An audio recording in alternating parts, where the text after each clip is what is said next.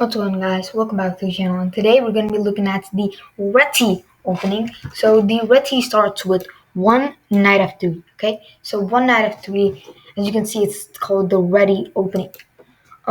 First of all, you would probably expect something like d5 or something like c5, but actually, no. And instead, people play knight f6 against knight f3 because it can actually be transposed into a lot of different openings.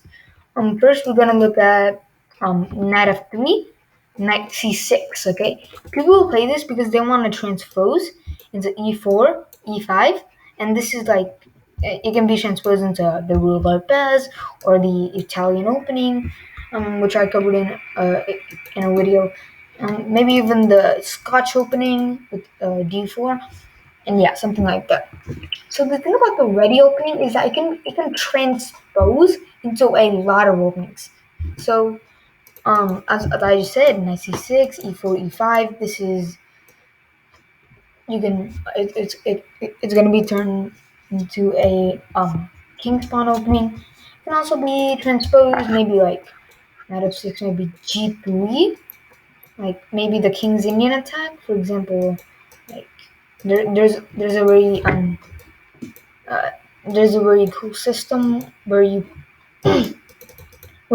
can be like turned into the maybe the king's Indian somehow, maybe with like knight c6 and e4 can be transposed into a lot of openings.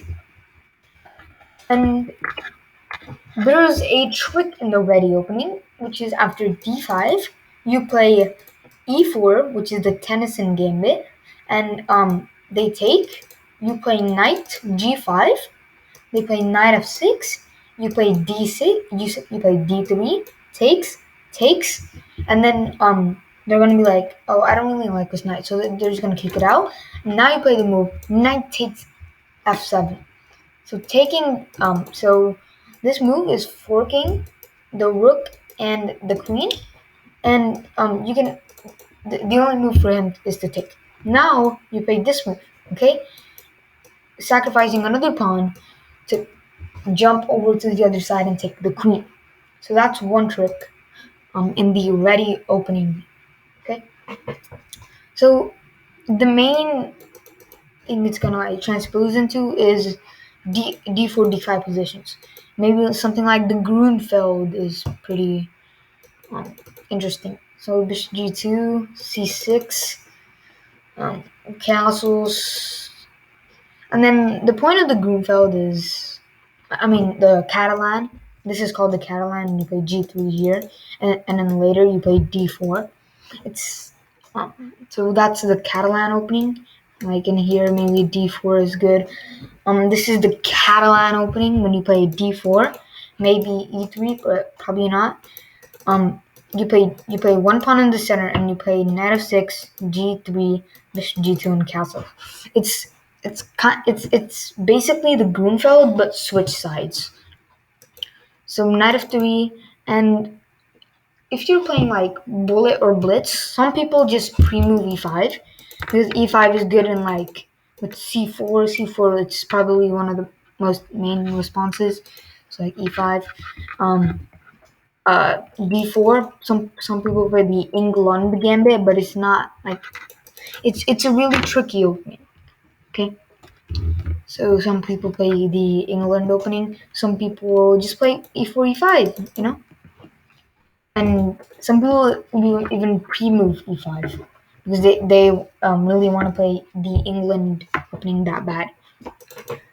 So when you play knight f6, they can't really play e5 because you're just gonna take. So yeah. The reason why it's saying e4 is because a lot of games start with e4, e5, knight f4. Knight f3. So you're not getting a free pawn, but you have a choice. You have a choice. So the best move here is to take. And the reason why it's saying c4 is because you can play c4, e5, and then knight f3. reason why I'm saying knight c3 is because of the same thing. Knight c3, knight c3, e5, and then knight f3. So that's really, you can play this move to like be, if you like play the ready to like not transpose into any positions.